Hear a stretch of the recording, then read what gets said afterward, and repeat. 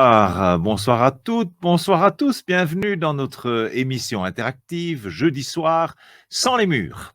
Alors aujourd'hui, un sujet qui a l'air d'un côté un petit peu abstrait, un petit peu décalé, mais vous allez voir que cette question missionnelle ou attractionnelle, en fait, nous concerne chacun dans notre vie de tous les jours, personnelle, mais aussi en tant que communauté chrétienne, Église.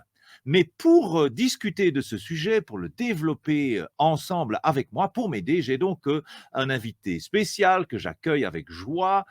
J'accueille mon ami Daniel Lichty. Alors, pas Litchi, c'est vrai, peut-être, je ne sais pas si on trouve que tu as une tête de Litchi, Daniel, mais c'est plutôt Lichty. On doit te la faire de temps en temps, celle-là, je ne sais pas. Bonsoir, Daniel, Oui, bienvenue. salut Eric, salut. Voilà, Daniel donc habite la région parisienne. Il est entre autres, donc il est impliqué dans le CNEF depuis très longtemps en France, donc l'association de toutes les églises évangéliques, mais principalement pour le moment, il est bien engagé à la faculté libre de théologie évangélique à Vaux-sur-Seine, en charge des programmes de missiologie, d'implantation d'églises. Mais pour moi, d'abord, c'est un ami de longue date. Merci Daniel d'être avec nous. Merci pour l'invitation, merci. Ce soir, vraiment, ce sera chouette de pouvoir débattre, discuter, converser sur ce sujet.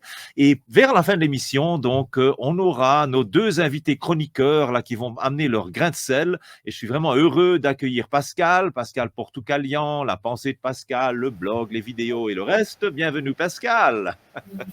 Oui, merci. Très heureux d'être avec vous encore ça. Voilà, et aussi Vincent est avec nous, Vincent Beckers, directeur de Biblio, la société biblique en Belgique francophone. Bienvenue Vincent. Bien, merci beaucoup. Voilà, c'est un beau rendez-vous. Je suis ravi d'être là, à nouveau.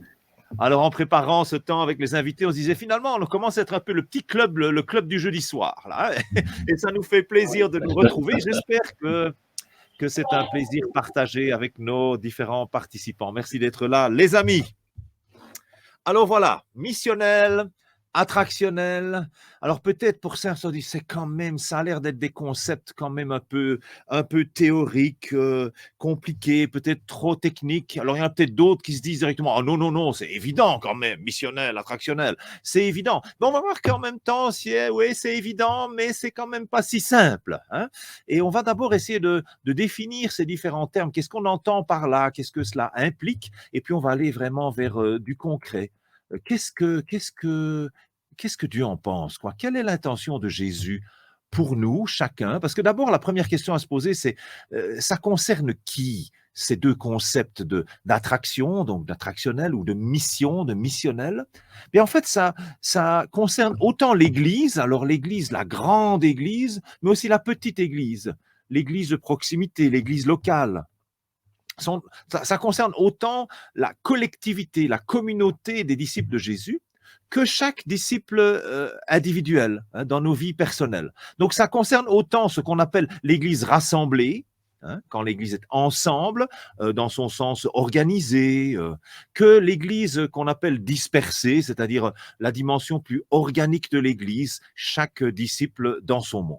Alors peut-être pour aller en avant avec une première question de définition, je me suis dit qu'on pouvait commencer par le terme peut-être le plus évident, qui paraît le plus évident, attractionnel. Alors Daniel, j'aimerais avoir ton avis. Quand on utilise ce concept de attractionnel, on veut dire quoi?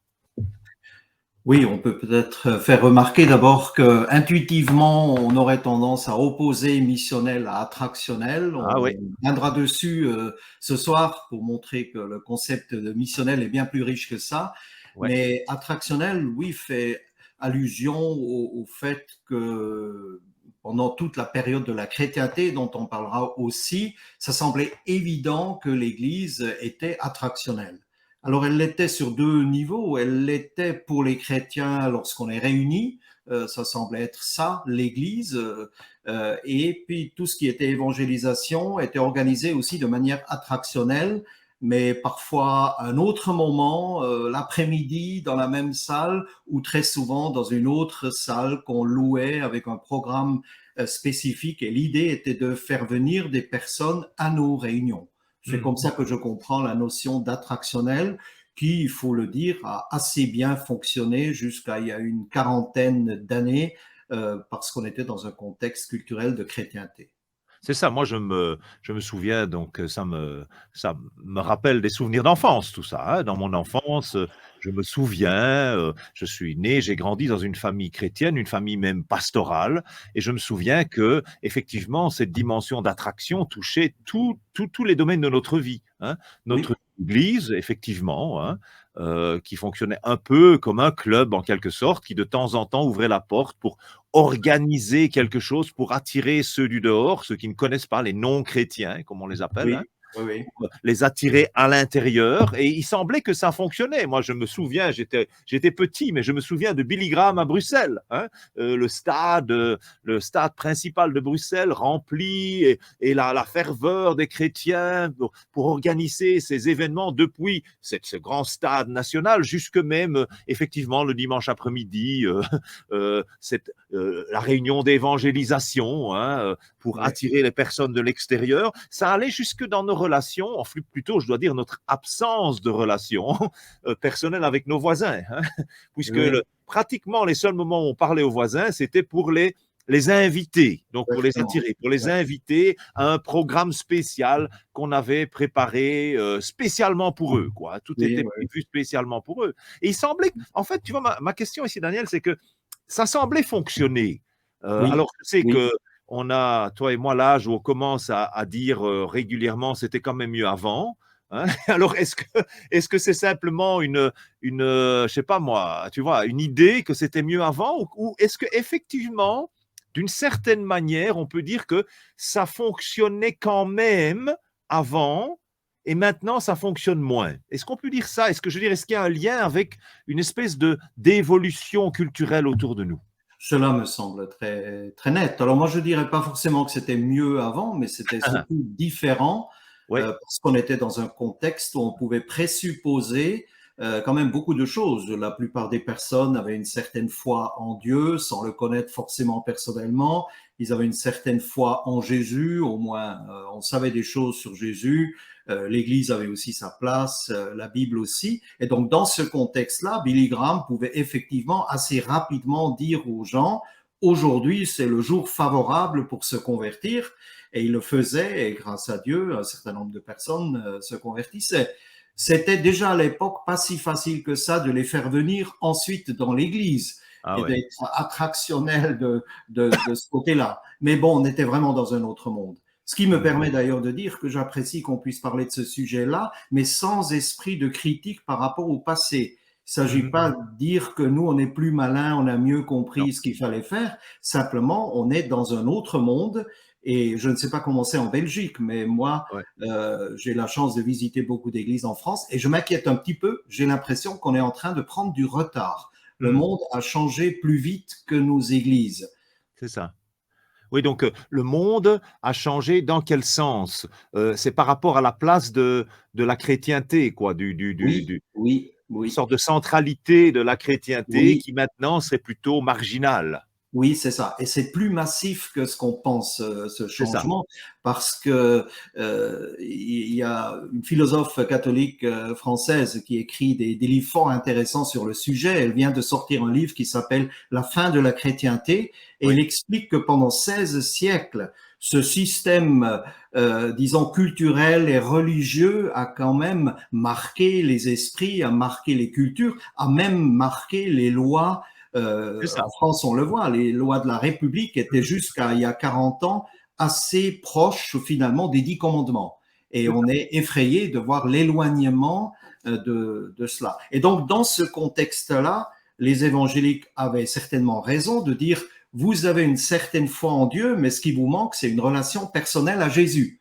Et c'est on ça. s'est en quelque sorte spécialisé à organiser des événements pour permettre aux gens qui avaient un cadre général de chrétienté, mais qui n'avaient pas de foi vivante, pour justement leur proposer enfin de connaître Jésus, d'avoir la repentance, de se repentir de leurs péchés, etc. Sauf que si on fait la même chose aujourd'hui, quelque part, ça Voilà. tombe à plat parce que le cadre, il n'est plus là. C'est ça. Et donc, c'est ce qu'on appelle un peu la sécularisation de la Oui, société, c'est-à-dire la oui, société perd ou même franchement rejette de manière oui, active les référents religieux, et dans notre cas, en Europe occidentale, le référent religieux chrétien. C'est oui, vrai que comme évangélique, alors moi je trouve ça toujours un petit peu amusant, hein, c'est que souvent on dit bah oui ça c'est vrai, c'est pour les catholiques c'est vraiment vrai, hein, les catholiques ça chute etc.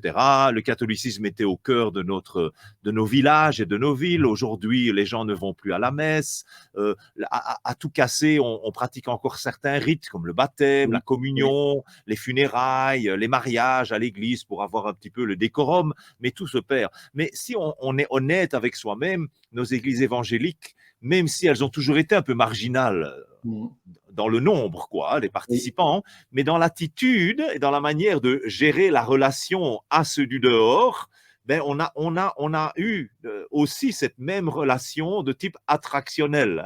Oui, bien sûr, bien sûr. Non, non, mais j'apprécie ce que tu dis. Effectivement, on pourrait, si on regarde un peu le positionnement aussi en termes de nombre, etc. Bien sûr que les évangéliques sont pas comparables au poids de l'Église catholique, mais on était quand même dans le même contexte. On était dans ce contexte Dieu, Jésus, Bible, Église, et donc cela marquait les esprits de tout le monde, et il faut se rendre à l'évidence qu'on ne peut pas évangéliser de la même manière. Mais je voudrais dire tout de suite, il faudrait pas être trop nostalgique, parce que si on était nostalgique, on perdait en quelque sorte le regard positif sur les nouvelles opportunités. Et j'espère que ce soir, on pourra aussi valoriser, parce que ce monde qu'on pourrait qualifier de néo-païen, en fait, ça ne veut pas dire qu'il n'est pas intéressé par la spiritualité.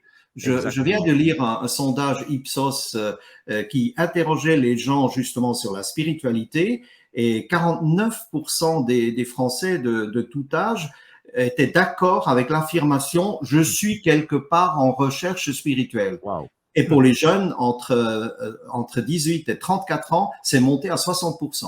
Wow. Donc on pourrait il presque dire, soit trop négatif. voilà, c'est ça, on pourrait presque dire que une certaine chute de la religion voit en même temps une espèce de renouveau de la spiritualité. Oui, Donc tout n'est pas en effet négatif. La seule chose, c'est qu'effectivement, on arrive à un constat, ça ne fonctionne plus, en tout cas, ça ne fonctionne plus de la même manière. Donc, quand on parle de missionnalité ou de missionnel, d'ailleurs c'est un concept relativement récent, hein, on parle de, allez, à tout casser, même pas une quinzaine d'années dans les milieux francophones, hein, peut-être 20 ou 25 ans dans les milieux anglophones. C'est un concept assez nouveau. Alors, est-ce qu'on peut dire que on parle de missionnel ou de missionnalité parce qu'on est dans une situation où ça ne fonctionne plus? Donc, c'est une question de pertinence. On n'est plus pertinent, on n'est plus efficace. Il faut trouver autre chose. Donc, la missionnalité ou le missionnel, c'est la nouvelle panacée en quelque sorte, quoi. Parce qu'on n'est pas pertinent. Est-ce que c'est ça la raison? Oui, il faudrait même faire attention que ça ne devienne pas un mot à la mode. Voilà, c'est ça. Avec des contenus qui étaient il y a une vingtaine d'années dans le monde anglo-saxon et une dizaine d'années encore en francophonie, assez flou. Et encore maintenant, ce n'est pas évident pour tout le monde. Mais c'est pas si compliqué que ça. En fait, les circonstances ont effectivement amené un certain nombre de théologiens et de missiologues de dire qu'est-ce qui se passe. Et il faut voir cette crise même comme quelque part une grâce de Dieu de nous avoir fait réfléchir à la véritable nature de l'Église. Et quand on veut expliciter cette notion missionnelle, c'est d'abord l'affirmation que l'Église n'est pas seulement invitée à faire de temps en temps de l'évangélisation, mais elle est en fait une évangélisation, elle est une mission dans sa nature profonde, parce que Dieu lui-même est un Dieu qui veut sauver le monde. Et en nous donnant son esprit, nous sommes associés à ce qu'il veut faire dans ce monde, et ça caractérise la véritable nature de l'Église. Donc c'est effectivement une crise qui a déclenché la réflexion. C'est plus comme une crise qui produit l'opportunité, presque l'obligation de réfléchir au sens profond de ce qu'on fait. Maintenant, si missionnel, c'est un concept assez récent, missionnaire, ça fait quand même un bail qu'on utilise l'expression missionnaire. Alors, est-ce que missionnel, c'est une espèce de version moderne de missionnaire, ou est-ce que vraiment il y a deux concepts différents? Oui, c'est très différent, mais le malentendu, il existe. Hein, je le lis aussi de temps en temps dans tel ou tel papier. Bon, en fait, c'est assez simple. Si on veut expliquer ce qu'est missionnaire, il faut surtout pas abandonner ce terme qui reste très très positif. Mais missionnaire, ça veut dire en quelque sorte, je suis aujourd'hui au point A et Dieu m'appelle à aller au point B. Donc, D'accord. j'entreprends quelque chose, j'organise quelque chose. Donc, missionnaire, c'est une personne qui va du point A au point B, qui franchit des frontières C'est ça. géographiques, culturelles, Mhm. linguistiques. Et Mhm. heureusement que cela a été fait et cela se fait encore. Et une Voilà. église missionnaire, c'est donc une église qui s'organise pour aller du point A au B. Missionnel, ce mot a été créé parce que missionnaire ne dit pas toute la vérité ou dit C'est ça. pas tout l'ensemble de ce que Dieu veut pour son Église. Et donc missionnel veut rappeler que l'Église, elle ne fait pas seulement de la mission, mais elle est une mission dans tout ce qu'elle est, 24 heures sur 24 et 7 jours sur 7, qu'elle Oui. soit pour quelques heures réunie dans la même pièce, ou qu'elles soient dispersées dans le monde où les chrétiens y sont des témoins partout où Dieu les Mhm. place, Mhm. dans la vie tout à fait normale. Donc, elle est une mission dans son être. C'est Et ça. quand Donc, on c'est a dit ça, plus une évidemment, question d'élan et d'attitude qu'une question d'activité, de programme, d'organisation. oui, après, Oui, quand on est missionnel, évidemment, on entreprend des voilà. choses, C'est mais ça. c'est plus profond, c'est plus global, et surtout, du coup, on comprend tout de suite que ce qu'on avait dit au début, où l'évangélisation était souvent externalisée dans des C'est ça. événements périodiques, là, on comprend que ça peut pas fonctionner comme ça. Si on redécouvre la nature véritable de l'Église, ça veut dire que ça concerne aussi nos groupes de maison, qu'est-ce qu'on y fait, C'est ça ça. concerne nos cultes, ça concerne Mhm. tout ce qu'on est aussi individuellement en tant que témoin. C'est ça. Et on avait commencé à le mentionner, mais je pense que c'est intéressant de souligner que ce concept de missionnel, il est né d'une réflexion profondément théologique. Oui, Théologique pas dans le sens abstrait, mais dans le sens, la réflexion sur la nature de Dieu, hein, oui, oui, la nature de Dieu par rapport à la mission. J'ai l'impression que jusque quand même relativement récemment, la mission, c'était une activité de l'Église ou oui, une oui, responsabilité oui, ecclésiocentrée, c'est-à-dire l'Église est responsable de la mission. Dieu oui, confie à l'Église, voilà, ton job, c'est la mission. Et oui, donc, elle organise la mission. Et donc, exactement. il y a eu toute cette réflexion centrée sur mais qui est Dieu et le rapport entre Dieu et la mission. Oui, Et tu peux peut-être nous éclairer sur ce concept, bon, c'est un petit peu, encore une fois, abstrait, mais extrêmement intéressant de missio Dei, la oui, mission de oui. Dieu. Oui, oui. Bon, c'est comme missionnel. Le mot est peut-être récent, mais la vérité théologique qui est derrière, elle existe depuis toujours. C'est ce que l'Église a été ou ce qu'elle aurait aussi dû être quelque part dans son activité. Ceci dit, là encore, je suis naturellement indulgent avec toutes Mhm. ces générations qui ont vécu en chrétienté, parce que c'était une évidence que le christianisme marquait toutes les sphères de la société. Donc, ce malentendu de penser que la mission commence avec l'Église, elle était Ouais, assez naturelle. Mais ouais. bref, cette crise a permis de relire la Bible Mhm. sous un angle plus global, avec le rappel que Dieu lui-même est le Dieu trinitaire est un Dieu missionnaire dans le sens que le Père veut sauver le monde et il donne son Fils et le Père et le Fils ont envoyé le Saint-Esprit pour appliquer l'œuvre de Jésus et pour Ah, prolonger l'œuvre de Jésus. Et donc en relisant les textes, on s'aperçoit que la mhm. mission ne commence pas avec les disciples, mais elle commence avec Dieu le Père qui envoie le Fils et les Père et Fils qui envoient le Saint-Esprit. D'ailleurs, c'est cette inquiétude qu'on voit Mhm. avec les disciples dans les évangiles. Eux, ils ont vu que par l'incarnation de Jésus, cette chose est devenue concrète. Ils ont Ouais, vu le début du royaume de Dieu. Et quand Jésus a dit, moi, je vais monter au ciel, c'est ben, ça. Pierre, au nom des autres, a essayé de le retenir. Oui, oui, oui, C'est oui. trop beau et ça va s'arrêter. Et Ouais. c'est là que Jésus explique absolument pas, ça va au contraire s'élargir. Et nous C'est ça. sommes témoins du fait que ça s'est élargi dans presque le monde entier. Il reste quelques Ouais. peuples encore non Donc, atteints. on Mais se rend compte ceci que la mission est vraiment dans la nature même de Dieu. Exactement. Il est en chemin. Hein. Il a commencé une belle histoire d'un royaume avec un jardin, avec un monde parfait qu'on sait qui était abîmé par la chute, par le péché, et il n'a de cesse de rétablir son plan initial et d'être en mouvement, mais en mouvement vers l'homme, vers l'être humain, pour le restaurer dans ce plan originel qu'il avait. D'ailleurs, je crois qu'on peut même dire que dans l'Ancien Testament, on trouve cette idée que Dieu se choisit un peuple, mais pas que pour lui-même, mais pour qu'il soit une lumière pour les nations de nouveau. Donc on trouve déjà cet élan missionnaire de Dieu dans l'Ancien Testament. Hein. Mais pas dans le sens que, justement, lui, en quelque sorte, il arrêterait d'être un Dieu missionnaire, mais c'est le Saint-Esprit qui mène la mission, c'est ce que Jésus explique.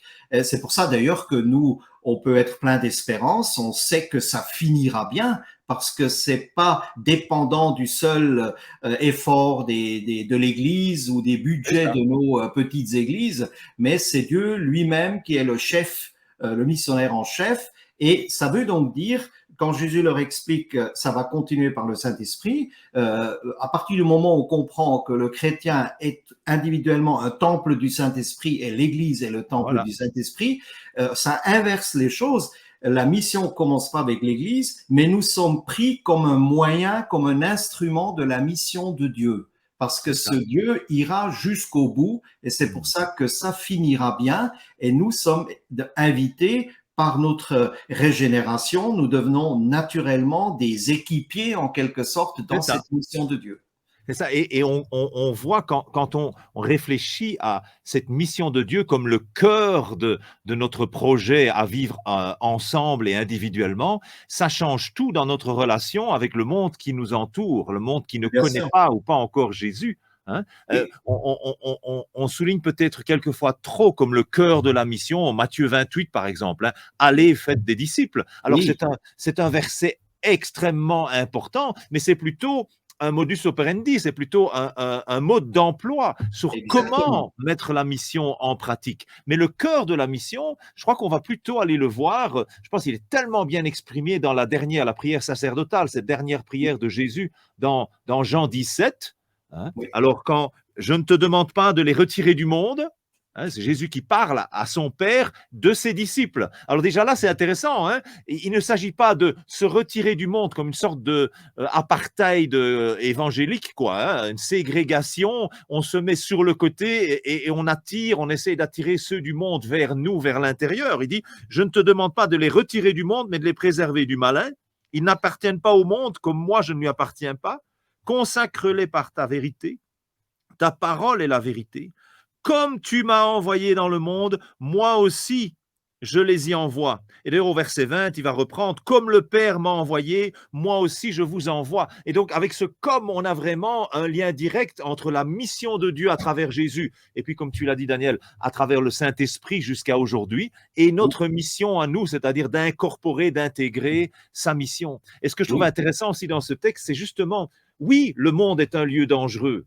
Oui, le monde est un cadre difficile et des fois conflictuel, mais il ne s'agit pas de s'en retirer pour s'en protéger, mais au contraire, il y a une forme d'envoi, hein, d'intentionnalité dans l'envoi dans le monde. Et donc, on voit vraiment là, et peut-être d'ailleurs, on va bientôt avoir notre chat room, hein, donc c'est le moment peut-être, je fais une petite parenthèse, pour ceux qui nous regardent, n'hésitez pas à mettre vos réflexions et vos questions. Justement, peut-être que vous avez vécu cette impression que le monde autour est tellement dangereux qu'il vaut mieux s'en retirer et de vivre dans cette espèce d'aquarium évangélique, hein, de bulles protégées et d'aller chercher ceux du dehors pour les amener chez nous.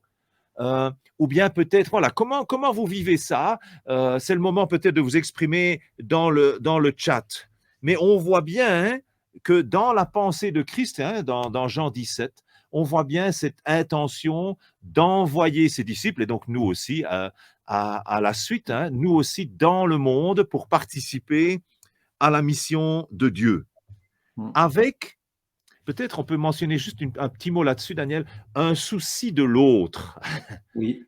Pas juste on va vers l'autre pour en faire un disciple. Oui, c'est pour en faire un disciple. Hein. On a l'espoir et en vue, c'est le salut de chacun, évidemment, mais pas juste comme une espèce de cible de chasse, quoi.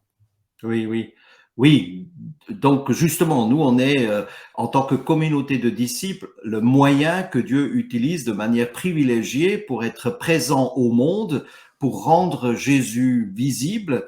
C'est ça. Et cela, évidemment, n'est pas une tactique, ce n'est pas simplement quelque chose qu'on organiserait artificiellement, mais ça veut bien dire que dans notre présence au monde, nous cherchons à être des amis, un soutien, une bénédiction.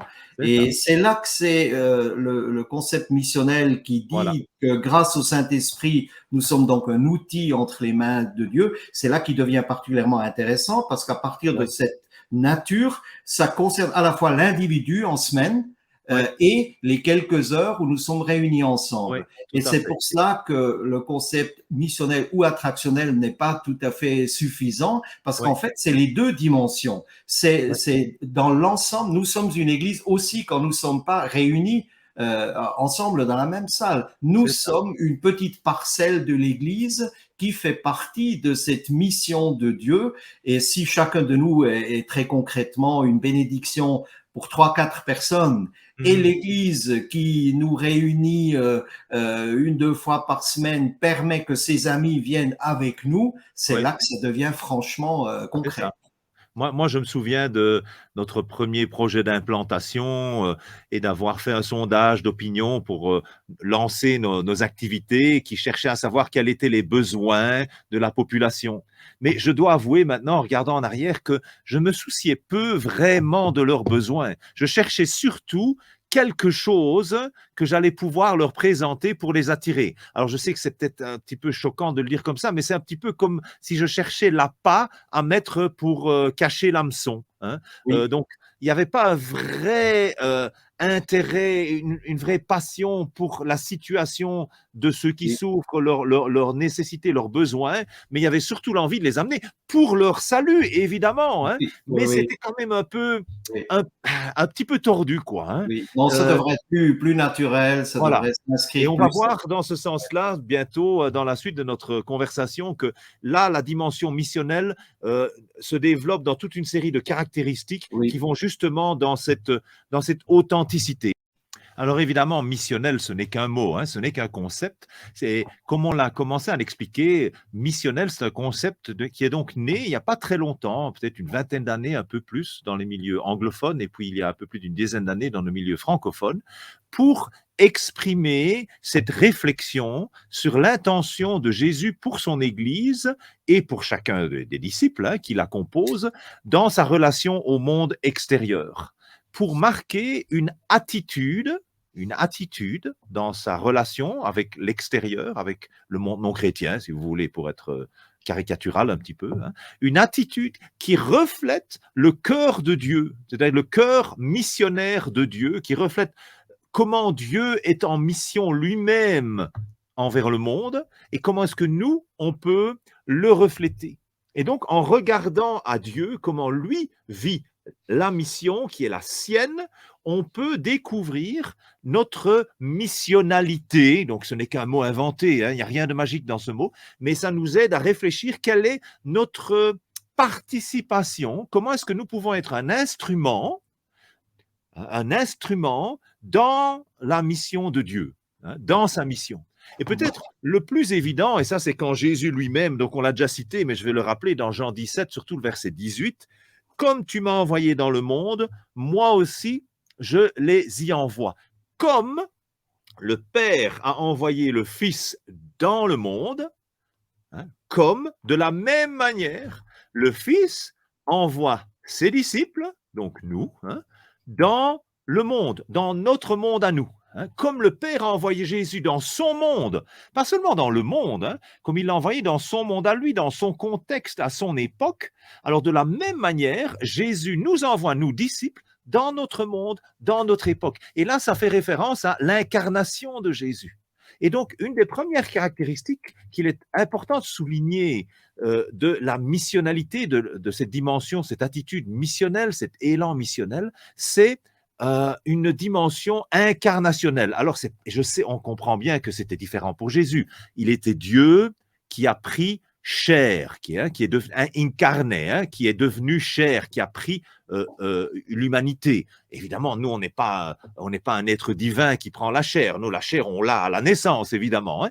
Donc, c'est pas dans ce sens-là, mais c'est dans le sens de donner corps, hein, à l'évangile, au message de Christ, à l'amour de Dieu. C'est donner à l'amour de Dieu une expression carrément physique. C'est-à-dire, ça implique notre proximité avec ceux qui nous entourent. Proximité, attention, hein, c'est-à-dire, c'est pas que mon voisin habite à côté de moi, donc nous sommes proches, vous savez, le prochain de la Bible, mais ça va plus loin. C'est-à-dire, cet élan incarnationnel me pousse à moi me rapprocher de mon voisin, me rapprocher de mon collègue au travail ou de mes amis à l'école ou de mes professeurs ou de mon patron ou de mon voisin ou de mon parent. Hein. Donc, il y a un vrai déplacement, une vraie démarche d'aller en proximité. Hein, c'est un peu comme quand Jésus dit « le royaume des dieux s'est approché de vous ». Voilà. Ça, c'est une première caractéristique fondamentale. C'est une manière de rendre Dieu visible aux autres. Surtout, comme Daniel l'a bien souligné tout à l'heure, dans un monde où la religion, Dieu, la Bible, Jésus, l'Église, tout ça passe en marge, disparaît presque, hein, et peut-être même rejeté, hein, mais avec en même temps une soif de spiritualité. Donc, l'attitude missionnelle va nous amener, chacun de nous, disciples de Jésus, mais aussi en tant qu'Église, en tant que groupe, à nous rendre proches de l'autre pour incarner l'amour. Bien sûr, la finalité, c'est d'amener le salut, de présenter le salut, d'amener à Christ, mais pas seulement en partant à la chasse aux âmes, mais en se souciant vraiment de tout ce qui fait l'être humain autour de nous, proche de nous. Son psychique, psychologique, ses émotions, sa vie de famille, tout ce qui fait sa vie, quoi. En fait, comme Jésus l'a fait, hein, lui qui s'est approché de nous, qui s'est approché des foules, des individus, qui s'est intéressé à eux. Ça, c'est cette première caractéristique. Mais Daniel, je me demande, dans la pratique, hein, si on veut trouver peut-être quelques éléments concrets, comment est-ce qu'on pourrait vivre, alors individuellement ou en tant qu'Église d'ailleurs? Peut-être tu as peut-être des idées comment on peut vivre en tant qu'Église cette attitude incarnationnelle, quoi. Oui, oui, oui, justement. Autrefois, on disait assez facilement, il faut amener les personnes à Jésus. Et je crois qu'aujourd'hui, on a intérêt de dire, il faut amener Jésus aux personnes, parce qu'on ne peut plus présupposer toute cette connaissance. Et le problème, c'est que si on essaie simplement de procéder par, disons, un enseignement théorique, les gens ne comprennent pas trop ce qu'on veut dire, et surtout, ça leur paraît pas crédible. Parce que la notion de Dieu, de Jésus, de l'Église, de la Bible, ce sont pas forcément des notions qui sont connotées positivement. Il y a beaucoup de gens qui pensent vraiment très négativement quand ils pensent à l'Église, mais on comprend avec aussi les histoires de pédophilie, même si c'est un peu injuste, on va pas mettre tout le monde dans le même sac. Mais donc beaucoup de choses sont très très brouillées pour les personnes. Donc ils ont besoin de voir des chrétiens qui vivent au quotidien leur foi et qui permettent aux personnes quelque part de goûter à cela. Et ça, ça veut dire qu'on est véritablement amis de ceux que Dieu met sur notre route, parce que il faut avoir une confiance pour que les cœurs et les oreilles s'ouvrent. Si je salue simplement un voisin et avec quelques-uns, moi, je ne vais pas plus loin, mais si je pense à mes voisins ici à Vaux-sur-Seine, avec 3, 4, 5 voisins, je suis devenu ami, c'est tout autre chose que simplement les saluer de loin, mais quelque part, je les laisse, ils viennent manger à la maison, moi je mange chez eux, etc. Je les laisse participer quelque part à ma vie et ils voient que j'ai aussi des chagrins et des soucis, etc. Mais ils entendent dans des paroles toutes naturelles que mon épouse et moi, on parle de la chance que nous avons de pouvoir prier, de choses qu'on peut pas forcément expliquer, mais que on sait que Dieu nous porte. On peut parler de l'espérance, mais des choses qui entrent dans le quotidien. C'est pas une démarche d'évangélisation organisée, quoi. Oui, oui. Et un mot-clé qu'on a déjà mentionné tous les deux dans notre préparation, c'est cette notion de proximité. Mais bien sûr, mais bien Mais une sûr. proximité intentionnelle, une Oui, oui, proximité choisie. Hein. oui.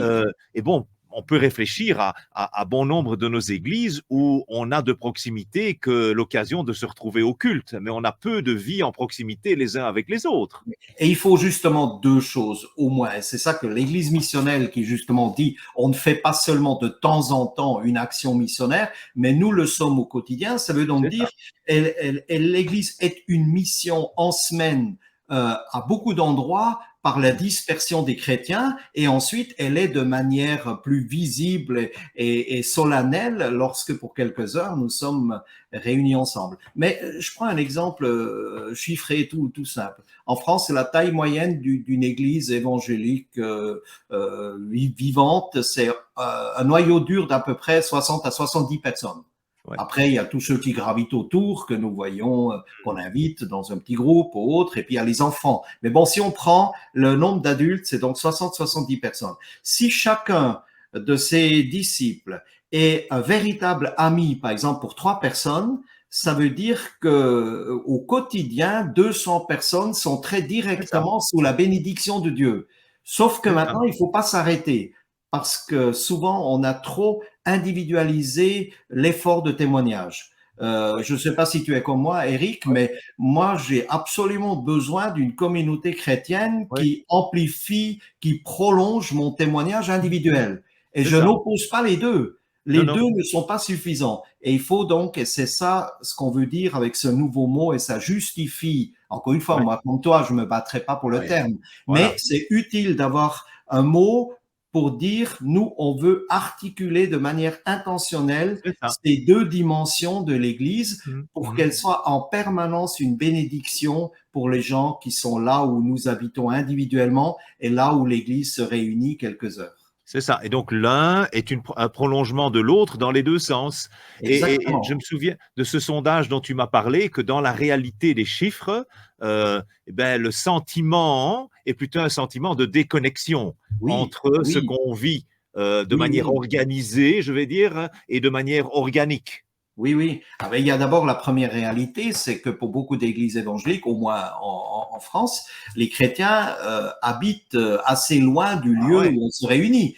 Et donc, en fait, leurs voisins ne voient pas leurs amis chrétiens le dimanche, et ceux qui voient toutes ces voitures arriver pour un culte ne savent pas qui sont ces gens, c'est s'ils ça. sont sérieux, s'ils mettent en pratique ce qu'ils disent, ou Ouais. si ils battent leur femme à la Mhm. maison ou ce qu'ils font quoi. Et Ah, aujourd'hui, beaucoup de gens sont quand même assez soupçonneux avec tout ce qu'ils ont vu ouais, à la télé. Bref, le plus intéressant, c'est quand quelqu'un a la chance de voir à la fois un ami chrétien dans la vie de tous les jours et ensuite à un moment donné, il est invité pour qu'il puisse rejoindre un groupe de maison ou un culte où il voit les autres amis. c'est ça. Et donc, il y a un sondage qui a été fait par le CNEF, effectivement, il n'y a pas longtemps, où ils ont interrogé les chrétiens sur le lien éventuel ou l'absence de lien entre ce qu'ils vivent au quotidien sur leur lieu de travail et Mhm. l'église qu'ils rejoignent donc le week-end. Ouais. Et 72%, Wow. 72%, comme vous Ouais. dites, des personnes ont dit il n'y a aucun lien. Moi, je trouve Wow. ça absolument dramatique. Ah ouais. Ah D'abord ouais. dramatique pour la personne elle-même, et Ah d'ailleurs beaucoup ouais. ont parlé de leur solitude en Ouais. disant j'essaie d'être témoin, mais je me sens terriblement seul et je sens que ça suffit pas. Il faudrait que mes collègues rencontrent mes amis chrétiens. C'est ça. Et voilà, il manque quelque chose d'essentiel. Donc c'est d'abord douloureux pour le chrétien au travail, mais c'est aussi, osons le dire, c'est assez inefficace en termes d'annonce de l'évangile, vu qu'on est dans un monde C'est ça. post-chrétien, quoi. Et donc, c'est important qu'on réalise tous que quand on parle de missionnel ou de missionnalité, ce n'est pas seulement ce qu'on fait en dehors de notre rassemblement, hein, mais même le rassemblement, donc Bien on va sûr. parler du culte par exemple, le Oui, culte est aussi un lieu missionnel. Ça va, c'est pas seulement physiquement quitter le lieu où on se rassemble pour aller, mais c'est aussi le lieu où on accueille, qui est aussi un lieu missionnel, un lieu où celui du dehors, celui qui ne connaît pas nos habitudes, nos traditions, notre langage, par exemple, va se sentir accueilli normalement, va se sentir bien. Donc, il y a aussi ce besoin d'incarner, pas seulement quand on va vers l'autre, seul à seul, ou dans son travail ou son voisinage, mais aussi quand on est ensemble. Cette missionnalité, elle touche les deux dimensions. Et l'expression concrète de cette incarnation de Jésus, il suffit de regarder Jésus. On pense souvent à la prédication, c'est-à-dire il faut annoncer le message de l'Évangile. Mais la plupart du temps, c'était d'abord manifester l'amour de Dieu dans des actes de service, d'être au service de l'autre. Et d'ailleurs, si je peux faire une parenthèse, dans le cas de Jésus, il y avait même une sorte de priorité aux plus faibles et aux démunis. Et ça, c'est peut-être encore tout un autre débat. Mais de toute façon, il y avait, et c'est peut-être cette deuxième dimension d'expression de la missionnalité, elle s'exprime dans nos actes de service pour le bien des autres. On a noté cette citation de Dietrich Bonhoeffer, donc c'est à l'époque de la Deuxième Guerre mondiale, Dietrich Bonhoeffer en Allemagne, et il dit « L'Église n'est Église que lorsqu'elle est là pour les autres. » Pour les autres. Donc, il s'agit d'être à l'écoute des opportunités que Dieu nous donne de servir ceux qui nous entourent, qui ne connaissent pas Jésus, de servir ceux qui connaissent Jésus aussi, évidemment, mais de servir aussi ceux qui ne le connaissent pas, d'être à l'écoute de Dieu. On va bientôt arriver de nouveau à un moment de chat-room, donc c'est le moment peut-être, si vous dites, est-ce que ça vous est arrivé de faire cette expérience, d'avoir l'impression que Dieu vous donne une occasion concrète, et c'est comme s'il y avait quelque chose à l'intérieur qui te pousse à aller servir quelqu'un dans la rue, que tu ne connais pas, mais je pense encore plus peut-être quelqu'un que tu connais, un voisin, un parent, un ami, et que tout à coup on sent que Dieu, paf, il y a une occasion là de se mettre au service de l'autre. Et j'ai noté dans un article que tu as écrit, Daniel, vraiment intéressant, que cette caractéristique d'être au service de l'autre, alors tu as utilisé l'expression que ça devient une vraie herméneutique de l'évangile. Alors, explique un peu ce que tu entends par là. Oui, c'est une interprétation de l'évangile parce que on a dit on peut plus présupposer que les gens ils aient ce cadre et il suffit de dire aujourd'hui tu es invité à te convertir, mais il faut donc rendre l'évangile plus compréhensible et lui donner en quelque sorte des mains et des pieds.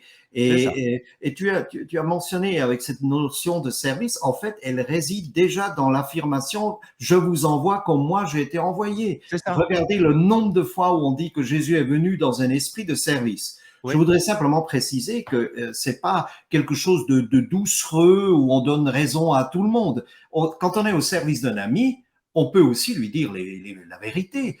J'entends des fois dire, mais aujourd'hui, on peut plus parler de repentance, etc.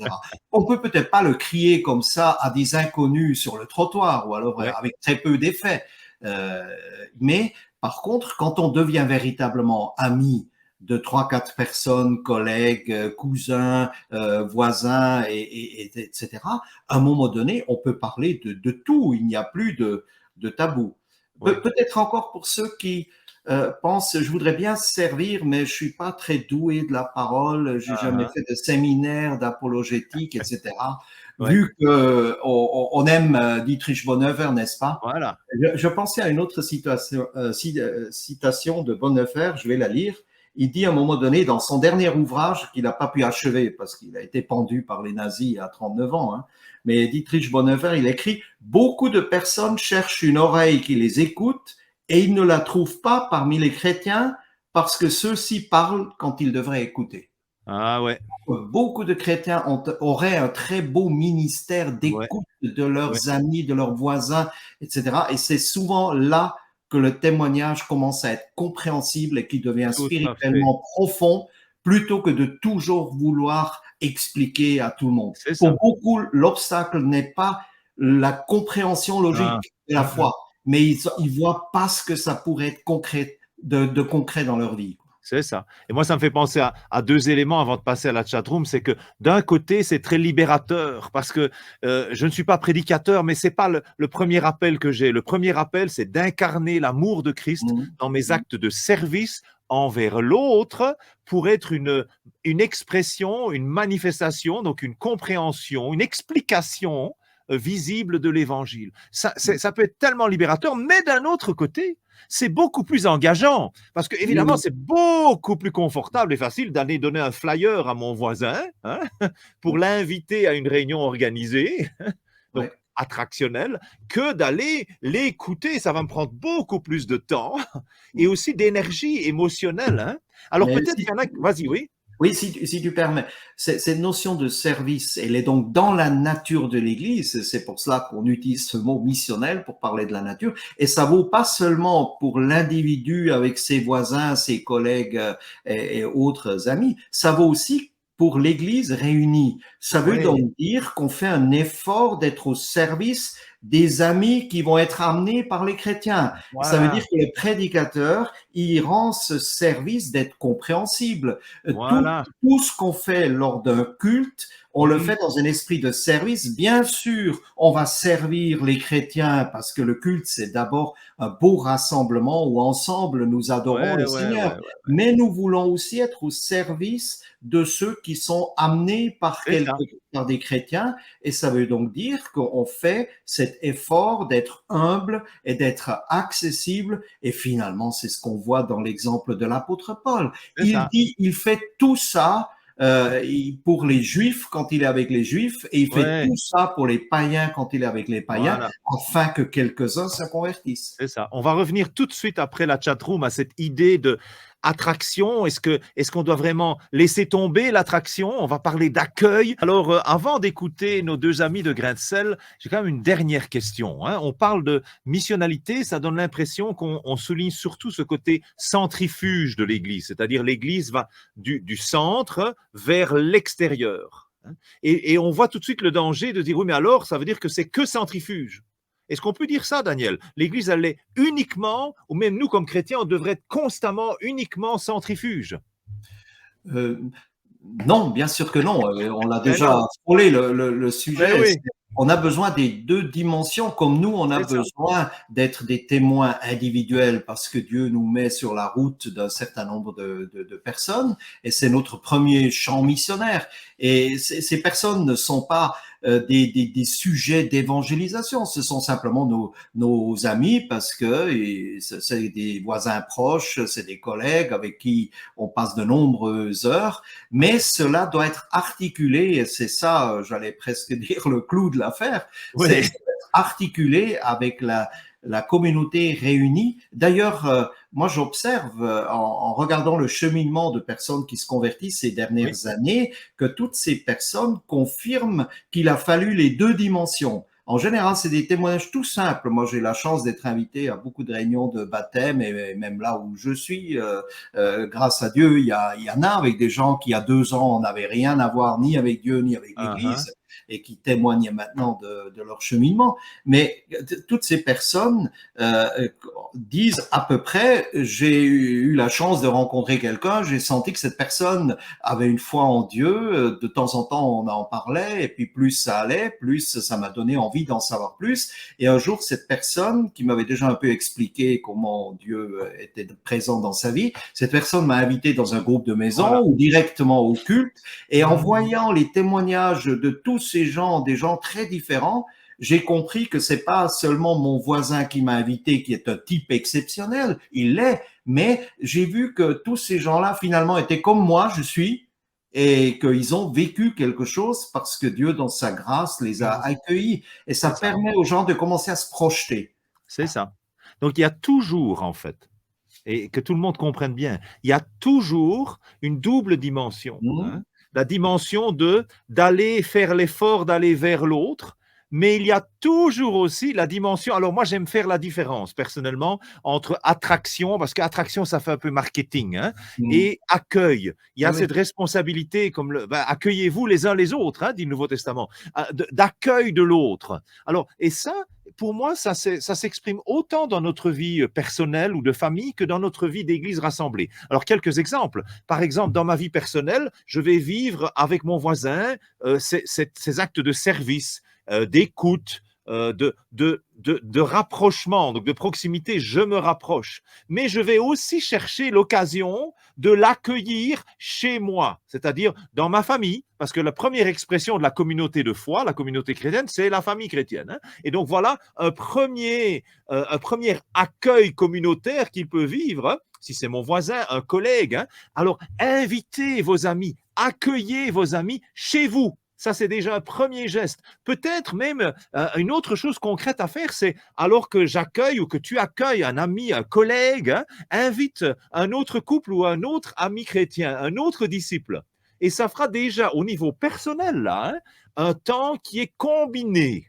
Je vais vers l'autre, je m'intéresse à lui, je suis là pour le servir, pour son bien, mais je l'accueille aussi pour qu'il puisse goûter, hein, à la communauté des disciples de Jésus.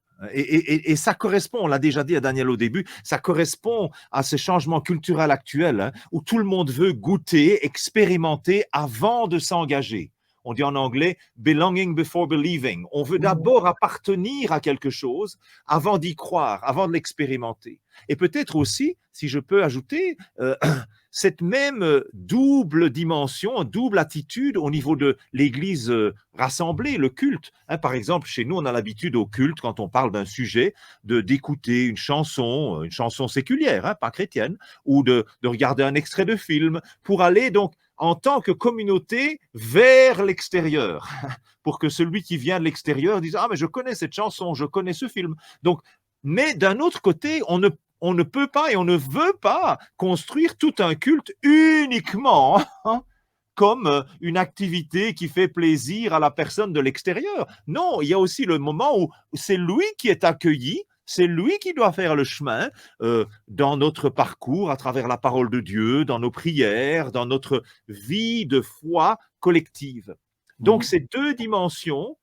Et je pense que quand on utilise, je ne sais pas ce que tu penses, Daniel, peut-être pour terminer, quand on utilise ce terme missionnel, finalement, c'est ces deux choses qui sont là. Hein.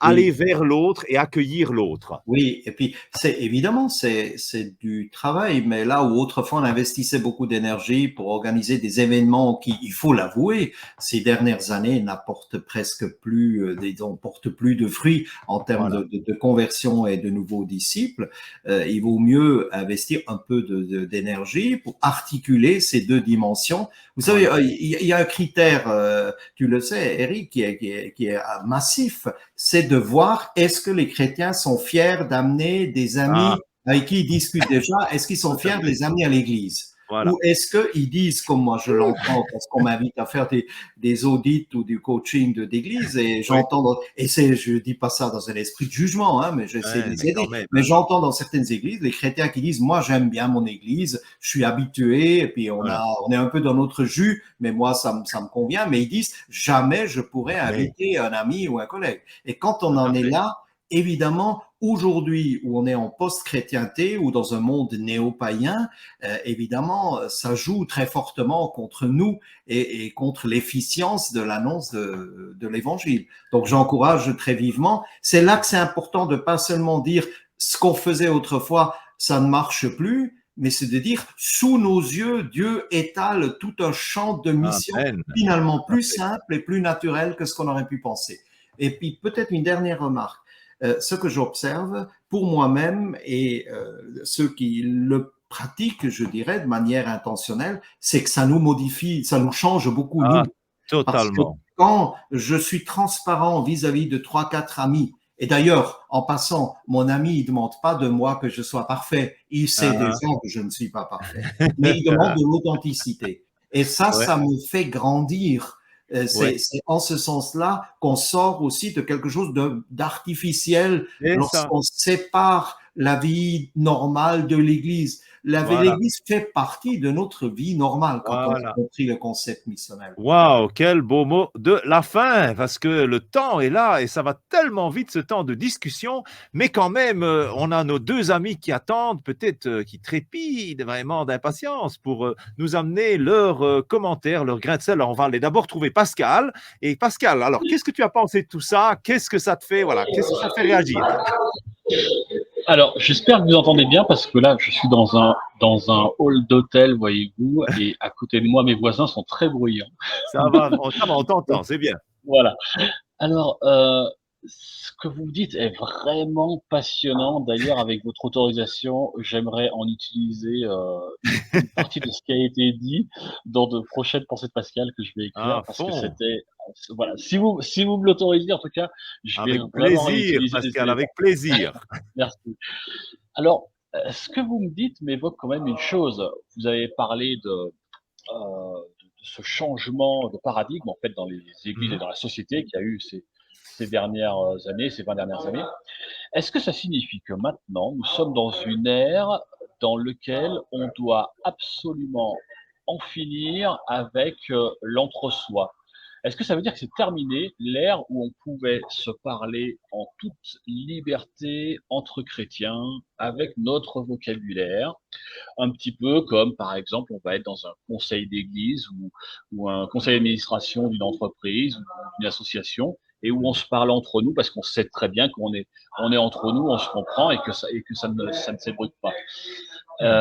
Est-ce que cette époque-là de l'Église qui se parle entre chrétiens avec notre vocabulaire, comme on dit le patois de Canaan, Oui. avec nos habitudes, nos repères, nos, notre histoire d'Église aussi, est-ce que tout ça maintenant doit être effacé, on passe à autre chose et on n'applique plus que le modèle dont vous avez parlé? Excellente question. Alors, Daniel, tu as peut-être une première réaction. Moi, j'ai sûrement plein de choses à dire, mais je vais Oui, te donner moi. l'occasion de réagir. Non, mais vas-y, Eric. Moi, j'ai effectivement quelques idées. Oui, oui, oui. Mais oui, voilà, évidemment, hein, quand tu fais référence au conseil d'administration, conseil d'église, là, on parle plutôt de la dimension de confidentialité. Et ça, c'est une autre question, on le comprend bien. Hein. Ici, on parle plutôt de, si je comprends bien ta question, plutôt au niveau de la culture chrétienne, en fait, qui s'exprime par un langage spécifique, même des postures. Alors, moi, je ris toujours. Moi, j'aime étudier la sociologie et justement les cultures, hein, et ça me tue, par exemple, le ton qu'on utilise, quoi. Hein. Quand on commence à prier, on a une autre voix. Hein, même si on utilise les mêmes mots, mais le ton change tout à coup, je ne sais pas. Et c'est encore pire pour les prédicateurs. Hein, mais bon, voilà. Alors, personnellement, moi, j'ai l'impression que on est appelé. Moi, en fait, je vais parler pour moi personnellement. J'essaye toujours de me dire ce que je suis en train de vivre avec mes frères et mes sœurs dans la foi. S'il y avait quelqu'un qui ne connaît pas Christ qui était là, est-ce que je pourrais dire ça aussi de la même manière? Alors, peut-être pas tout le temps, et je pense qu'il y a de la place pour des espaces entre nous, hein, mais pas tellement à cause du langage qu'on va utiliser, mais à cause des sujets qu'on va mentionner, parce qu'ils sont plus personnels, ils sont plus intimes, et ils vont faire référence à des notions bibliques ou théologiques qui sont un peu mystérieuses pour ceux du dehors. Mais au niveau du langage et de la culture, j'essaye toujours de trouver un moyen d'utiliser des mots compréhensibles, des mots normaux, on va dire. Voilà. Daniel, une réaction Oui, peut-être. oui, oui, oui. Il faut d'abord dire que les gens ont besoin de voir ce que vivent les chrétiens. Ils ont besoin de goûter à ce que vivent les chrétiens. Donc, le mot-clé, c'est l'authenticité. On ne fait pas tout à coup un culte dit d'évangélisation comme on a essayé de le faire à certains endroits. Moi, j'ai essayé de faire ça il y a 25 ans et j'ai très vite déchanté parce que j'ai compris que les gens, ils voulaient pas une réunion, cette fois-ci spécifique à l'heure du culte, mais ils voulaient voir ce que vivent les chrétiens. Donc, moi, j'aime bien un verset biblique qui peut être pris un peu comme un mot d'ordre. C'est ce qui apparaît dans la discussion en Acte 15, où les anciens, les apôtres réunis se posent la question, mais qu'est-ce qu'il faut demander aux païens en fait? Parce que c'est toute la question, est-ce que l'Église peut être unie entre personnes d'origine païenne et d'origine juive? Et c'est Jacques, le frère de Jésus, dit, voici donc ce que je propose, continua Jacques, ne créons pas de difficultés aux païens qui se convertissent à Dieu. Ah. Ça, avec cela, on peut réfléchir. Pour moi, il faut absolument pas être gêné d'avoir un vocabulaire spécifique lorsqu'on parle de Dieu, mais on donne un minimum de clés. Là encore, parfois, je m'agace un petit peu, j'avoue, que des gens croient que du coup, il faut faire une espèce de d'école du dimanche. Non, les gens que nous invitons, ils sont normaux, ils sont intelligents. Si on donne un minimum de clés par rapport à un mot qui serait effectivement inhabituel, ils comprennent tout de suite. Donc, il ne faut pas que ce soit lourd, il ne faut pas que ce soit artificiel, et on est loin donc des cultes d'il y a 20 ou 25 ans où on prend pas la Sainte Seine, on prie pas trop, on chante pas trop. C'est pas ça qui dérange les gens. Ce qui dérange les gens, c'est que ce qu'on fait n'est pas pertinent pour eux, ils n'arrivent pas à se projeter. Authentique, hein. Voilà. Oui. Oui, tout à fait. Alors, bon, en se disant ça, ça me fait un peu rire parce qu'on vient de passer 1 heure en parlant de missionnel, qui est un mot qui n'existe nulle part. Mais on peut l'expliquer, Eric, n'est-ce pas? On peut l'expliquer. S'il y a bien un mot qui n'est utilisé que par les théologiens, c'est celui-là ces derniers temps. Donc, mais bon, à part ce mot-là, pour les autres mots, essayons d'utiliser un vocabulaire normal. Merci Pascal pour ton intervention, encore une fois bien utile. Et plus Avec tu plaisir. utilises ce qu'on dit, vas-y franchement et n'hésite pas à propager la bonne parole. Alors, on a aussi Vincent qui nous a écoutés. Alors Vincent, qu'est-ce que ça t'inspire comme réflexion et comme question? Alors tu as 1 minute, hein? Alors en avant. J'ai 1 minute alors. Ah Alors ouais. déjà, non, c'est passionnant, ça va être difficile en 1 minute, puis il se passe des tas de chouettes choses aussi dans le chat. Alors, Ouais. juste un truc, moi j'entends qu'on essaye d'adapter quelque chose. À 20h14, Daniel a dit, le problème c'est que on est en retard. Alors si on est en retard, ça veut dire qu'on court toujours après quelque chose. Et moi j'ai l'impression que c'est ça le souci. En faisant ça, il y aura toujours une espèce de dichotomie de langage entre le langage possiblement attractionnel et le langage possiblement missionnel, espèce de truc du monde et pas du monde. Et Jésus a été envoyé dans le monde, il était dans le monde, et à 18h30, il n'avait pas fini sa journée, qu'il retournait ailleurs que dans le monde. Il était vraiment là, avec ce langage-là, que ce soit en face à face, que ce soit avec un groupe. Est-ce qu'en essayant toujours d'adapter comme ça, on continue pas à s'essouffler en courant derrière un modèle qui n'existe pas, parce qu'adapter n'est pas une solution. Est-ce qu'il n'est pas temps, c'est la question que je voudrais poser, de saisir comment on peut appeler ça, l'urgence audacieuse d'une après-chrétienté, c'est-à-dire quitter le modèle, quitter la chose connue, quitter la forme connue, quitter tous les a priori, la mémoire collective, et non pas chercher à rattraper un train en marche qu'on ne peut pas rattraper ou à essayer d'adapter la couleur des wagons, des sièges, mais formuler, comme l'a dit Daniel, un langage tout naturel, c'est-à-dire insérer ça dans un contexte, une forme actuelle qui est justement débarrassée des a priori, la mémoire collective, ce qui est chrétien, ce qui n'est pas, le langage chrétien, je ne comprends pas, etc., pour envisager une audace d'un langage qui soit neuf et cohérent. Est-ce qu'il n'est pas venu, je pose la question, le temps de cette audace-là? Arrêtez de courir derrière un truc qu'on ne saura pas rattraper, arrêtez d'essayer d'adapter, mais prendre le temps, investir le temps d'un territoire qui soit cohérent et pas dichotomique, qu'on pourrait justement redessiner, envisager avec audace et avec appétit le modèle, le langage de quelque chose qui soit l'après-chrétienté. On se débarrasse d'une mémoire connue et on investit un territoire qui n'est pas celui qu'on rattrape, mais celui qu'on formule, quoi. Être cohérent et cesser cette idée du langage, de la dichotomie de langage qui est infernale, à vrai dire. Excellent. Daniel, tu veux réagir à ça? Oui, je comprends et je vois le danger. D'ailleurs, si le missionnel était compris comme une espèce de truc qu'on ajoute tout en gardant tout ce qu'on a fait jusqu'à maintenant. Je pense quand même, et c'est pour ça que je parlais d'une sous-estimation de la crise dans laquelle on est, et d'un retard, mais pas de manière désespérée. Je pense que c'est bien qu'on puisse en parler. Mais en fait, Chantal Delsol, pour revenir à cette philosophe catholique, elle dit que après la chrétienté qui était en quelque sorte anormale. L'anormalité, c'est pas ce qu'on vit maintenant. C'était ces 16 siècles où c'est devenu un système qui influençait l'ensemble de la société sans en même temps toucher les cœurs en profondeur. Elle dit qu'on revient maintenant finalement à un paganisme qu'elle appelle avec raison, selon moi, néo-paganisme. Elle dit c'est finalement ça la normalité dans laquelle le christianisme est lumière. Où le Christ est lumière et nous sommes celles de ce monde. Et donc, il faut accepter, et moi, oui, parfois je m'inquiète un petit peu de voir que les évangéliques voudraient ressusciter ces 16 siècles de chrétienté parce qu'ils étaient habitués à évangéliser d'une certaine manière. En Tout à plus, fait.